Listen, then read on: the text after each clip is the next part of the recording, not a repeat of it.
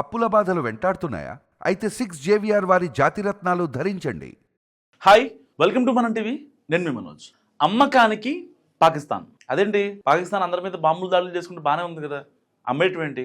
So rod reality ఏంటంటే, పాకిస్తాన్లో ప్రజలు చెప్పకూడదు అంటున్నారు. లిటరల్గా ఒక రకంగా జైల్లో ఉన్నట్టే. పెట్టాలా వద్దా, సబ్సిడీ ఇవ్వాలా వద్దా, గోధుమ పిండి తెచ్చుకోవాలా వద్దా, వేరే దేశాల నుంచి ఇంపోర్ట్స్ తెచ్చుకోవాలా వద్దా, డబ్బులు లేవు. ఇప్పటికే IMF దగ్గర నుంచి 20 సార్లు లోన్లు తీసుకుంది. ఒక్క రూపాయి కూడా కట్టలేదు. కనీసం వాటికి వడ్డీలు కట్టే పరిస్థితి కూడా పాకిస్తాన్ దగ్గర లేదు. మరి ఇలాంటప్పుడు ఏం చేయాలి?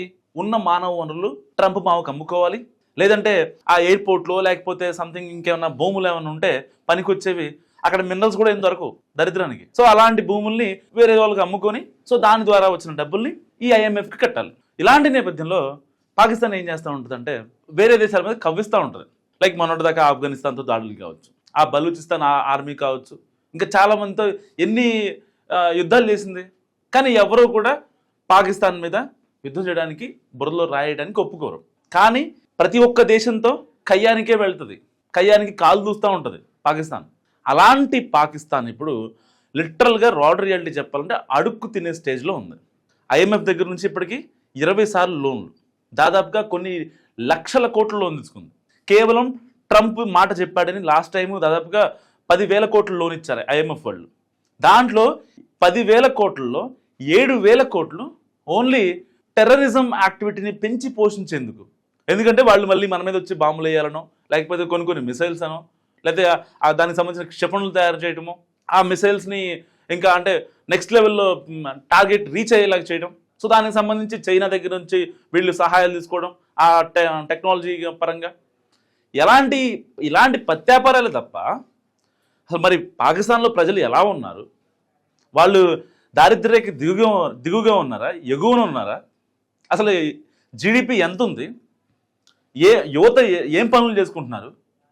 ఎందుకు ప్రపంచంలో అన్ని దేశాలకు పాకిస్తాన్ ఒక బూచిలా కనిపిస్తూ ఉంటుంది? అసలు మన దగ్గర ఎందుకు టెర్రరిస్ట్ ఉండాలి? మొన్న భారతదేశం POKలో ఉన్న ఆ టెర్రరిస్ట్ క్యాంపులపై అటాక్ చేసి ప్రపంచ దేశాలకు ఎందుకు మెసేజ్ ఇవ్వాలి? పాకిస్తానే పెంచి పోషిస్తుందని చెప్పి. అసలు ఈ అన్నిటికీ సరిగ్గా ఒక్క నిమిషం ఆ మునీరు, షవాజ్ షరీఫ్ వీళ్ళిద్దరు కూర్చొని కరెక్ట్గా ఒక 10 నిమిషాలు మాట్లాడుకుంటే బోల్డ్ వస్తాయి ప్రాబ్లమ్స్. కానీ వీళ్ళకి ఇక్కడ దేశంలో సమస్యలు ఏమీ లేవన్నట్టుగా వైట్ హౌస్ ఓవల్ ఆఫీస్కి వెళ్ళి సరదాగా ట్రంప్తో భేటీ అవుతారు. తెల్లారి అన్ని ఇంటర్నేషనల్ ఏదైతే ఈ పత్రికలు ఉంటాయో వాటన్నింటిలో ఆర్టికల్స్, పెద్ద ఆర్టికల్స్, దాదాపుగా 1 అవర్ పాటు చర్చలు జరిగాయని చెప్పి. మునీర్కి అదొక పెద్ద అచీవ్మెంట్. డైరెక్ట్గా నేను ట్రంప్ని కలిసా, ఏ దేశ అధ్యక్షుడికి కూడా అసలు వీలు అవ్వదు అది. మనకి ఇండైరెక్ట్గా చెప్పడం అనమాట. అంటే మోడీ డైరెక్ట్గా అనుకుంటే, మోడీకి వాళ్ళు ఎన్నిసార్లు ఫోన్ చేశారు PMO నుంచి? దాదాపుగా ఒక 15 సార్లు కాల్ చేశారు. కేవలం ఈ ట్రేడ్ వార్ సంబంధించే. అట్లీస్ట్ మోడీ రియాక్ట్ అయ్యారా? అవ్వలేదు. కేవలం ట్విట్టర్ ద్వారా మన దీపావళికి వాళ్ళు మన దీపావళిని అక్కడ వైట్ హౌస్లో ఓవల్ ఆఫీస్లో చేసుకుంటే దానికి రియాక్ట్ అయ్యారు మోడీ గారు. సో అంటే వాళ్ళు ఏదో మనల్ని ఏదో ఉద్ధరిస్తున్నట్టుగా, ప్రపంచ దేశాలని మేము చాలా మంచిగా బతుకుతున్నాం అని చెప్పి చూపించడం మాత్రమే వాళ్ళు ఉన్నారు తప్ప, అసలు పాకిస్తాన్లో జరుగుతున్న రాడ్ రియాలిటీ ఎవరికైనా తెలుసా? గోధుమ పిండి సబ్సిడీ ఇవ్వలేని పరిస్థితి. వాళ్ళు ఎక్కువ ఉంటాయి కదా, రొట్టెలు వేసుకుంటారు కదా, ఆ రొట్టెలు కూడా వాళ్ళ ప్రజలకు కావాల్సిన, ఇప్పుడు ఏ దేశానికైనా ప్రథమ కర్తవ్యం ఏంటి? దేశంలో ఉన్న పౌరుల భద్రత అండ్ ప్యారలల్గా దేశ భద్రత. దేశం భద్రంగా ఉంటే పౌరులు కూడా భద్రంగా ఉంటారు. కాన్సెప్ట్ ఇదే కదా, ఎవరు చేసినా ఇదే. సో ఇలాంటి నేపథ్యంలో పాకిస్తాన్ ఇప్పుడు అక్కడ ఉన్న ఎయిర్లైన్స్ సంస్థని కూడా అమ్మేసుకుందామని ఫిక్స్ అయిపోయింది. ఇక నాకు వద్దు, ఈ IMF వాళ్ళు బాగా తట్టుకోలేకపోతున్నాం, ఏం సీజ్ చేస్తారో తెలీదు. ఎందుకంటే ప్రూఫ్ ఎవరు పెడతారు కదా. మనం ఒక లోన్ మనం పొందుతున్నామంటే నాకు 10 లక్షల లోన్ కావాలి. సో నా కారో, లేకపోతే ల్యాండో, క్రాప్ ల్యాండో, ఫ్లాటో, దానికి సంబంధించిన డాక్యుమెంట్సో పెడతా.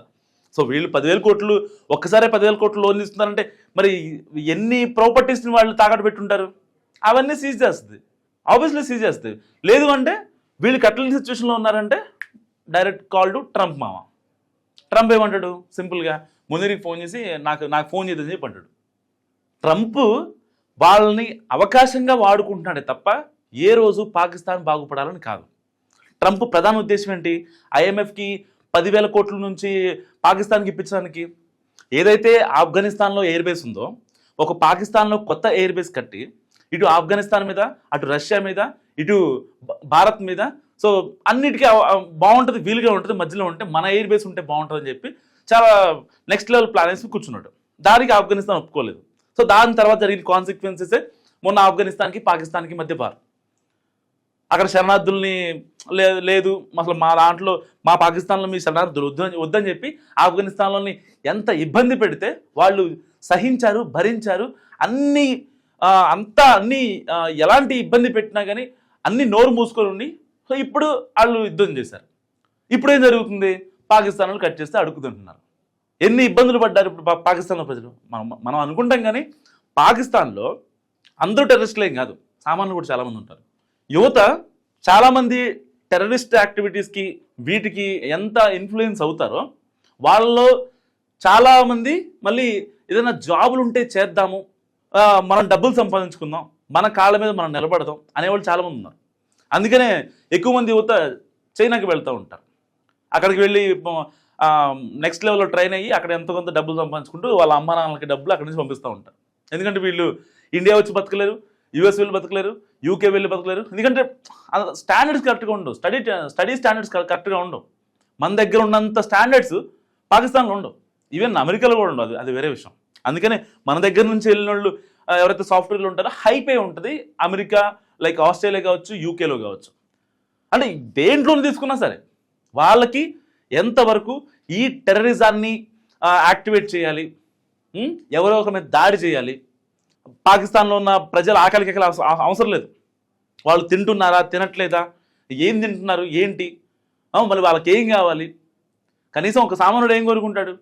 కట్టుకోవడానికి బట్ట, ఉండటానికి ఒక ఇల్లు, తినడానికి తిండి 3 పూట్ల, సరే అట్లీస్ట్ 2 పూట్ల. దేశం సంక్రాంతి పోతుంది కాబట్టి అది కూడా దొరకని పరిస్థితి పాకిస్తాన్. అలాంటి దుర్భర పరిస్థితిలో ఉంది పాకిస్తాన్. సో ఇప్పుడు ఎట్టి పరిస్థితుల్లో ఏదో ఒకటి అమ్మితే కానీ ఐఎంఎఫ్కి వాళ్ళు అట్లీస్ట్ ఇన్నాళ్ళుగా దాదాపుగా ఒక 20 సార్లు వాళ్ళు లోన్ తీసుకున్న పరిస్థితి విత్ ఇన్ స్పాన్ ఆఫ్ ఒక 5 years.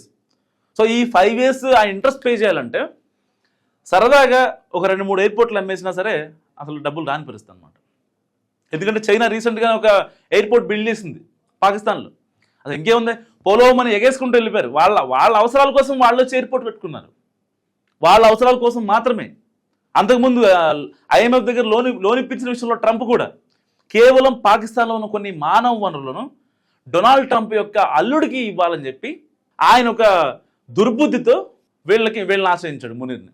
మునీరు షబాజ్ షరీఫ్ వెంటనే యాక్సెప్ట్ చేస్తారు. సార్ మీరు తీసుకోండి సార్, మీరు మాకు ఉపయోగపడతారు సార్ అని చెప్పి ఇచ్చేసారు. అంటే ఇన్ని కాన్సిక్వెన్సెస్ ఎవ్వరికి అర్థం కాని పరిస్థితి.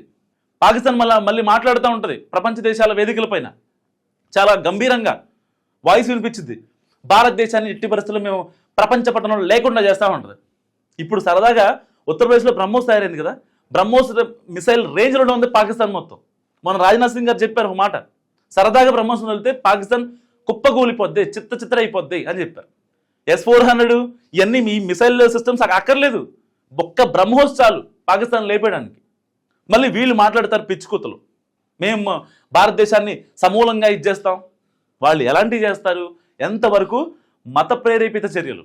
భారతదేశంలో ఒకవేళ ముస్లింలు ఇబ్బంది పెడితే జరగబోయే మా వాళ్ళని ఇబ్బంది పెట్టారని చెప్పి ఇక్కడ ఉన్న వాళ్ళని ఉగ్రవాదులుగా మార్చడం.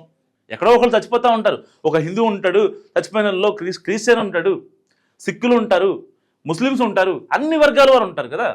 సో అక్కడ ఎవరన్నా ముస్లిమ్స్ చనిపోతేనో దాని చుట్టూ రాజకీయం చేసి వాళ్ళని ఇన్ఫ్లుయెన్స్ చేసి వాళ్ళ మైండ్ని మొత్తాన్ని మన ముస్లిమ్స్ని ఇబ్బంది పెడుతున్నారు చూశారు కదా అని చెప్పి గతంలో జరిగినవి, ఇంకా పాక్ ఆక్యుపైడ్ కాశ్మీర్ అయితే ఉందో అక్కడ జరిగిన హింసాకాండలు కావచ్చు, ఇవన్నీ చూపించి వాళ్ళ మైండ్ని మొత్తం మార్చేస్తారు. చదువుకున్న వాళ్ళు కూడా మారుతున్నారండి బుద్ధి లేకుండా. ఏం పోయేకాలం అవుతుందో అర్థం కావట్లేదు. సో లిటరల్లీ ఏదైనప్పటికీ పాకిస్తాన్ ఇప్పుడు అమ్మకానికి పెట్టేశారు. సో మరికొద్ది రోజుల్లో దీనిపైన ఒక big decision, big breaking news ఉంటుంది.